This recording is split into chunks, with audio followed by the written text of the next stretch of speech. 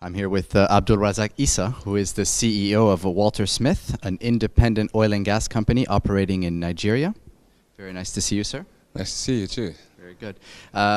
You are one of those exciting companies in Nigeria which is operating in the marginal fields. It's an area that about 3.2 billion barrels of oil is the last calculation, but a lot of that is largely controlled by large companies. How can smaller independent companies like yours get a larger stake of these little blocks?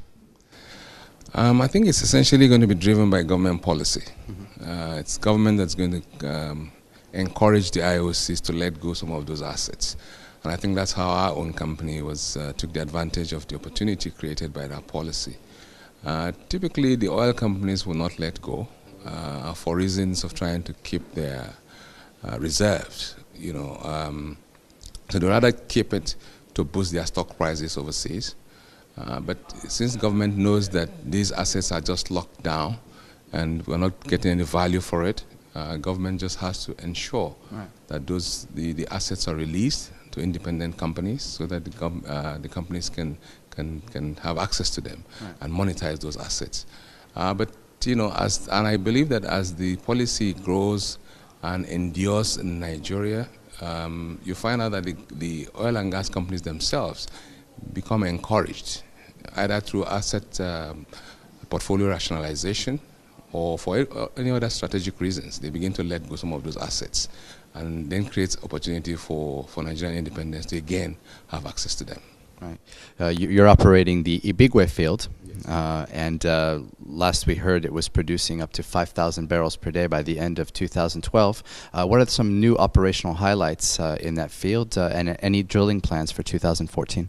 Yes, we're using most of 2014 to do a further evaluation, subsurface evaluation of the resource base in that asset.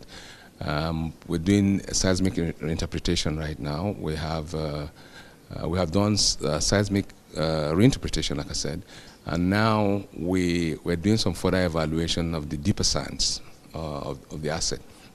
And we have two groups actually working on them simultaneously because we want to reduce the uncertainties there.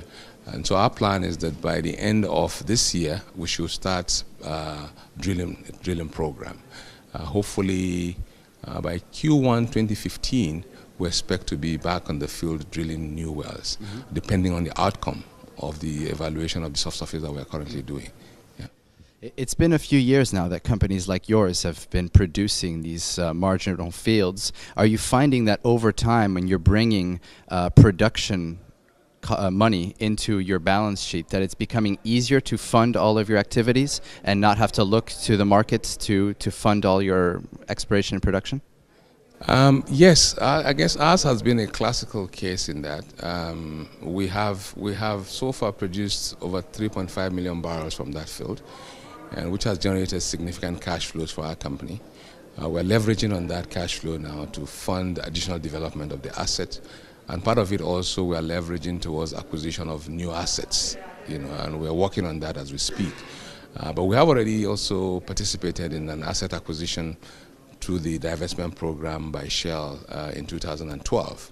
And all of that was done on the strength of the cash flows that we had generated before. So really, I agree with you. By monetizing the asset that we're currently operating, it has strengthened our balance sheet, and we're able to utilize that to access additional funding. But over and beyond that, we're trying to also build a consortium of other parties in anticipation of the next round of divestments, and by building a team that can enable us to do larger ticket transactions down the road as they emerge. Well, we wish you luck in those endeavors. Thank you very much. Thank you.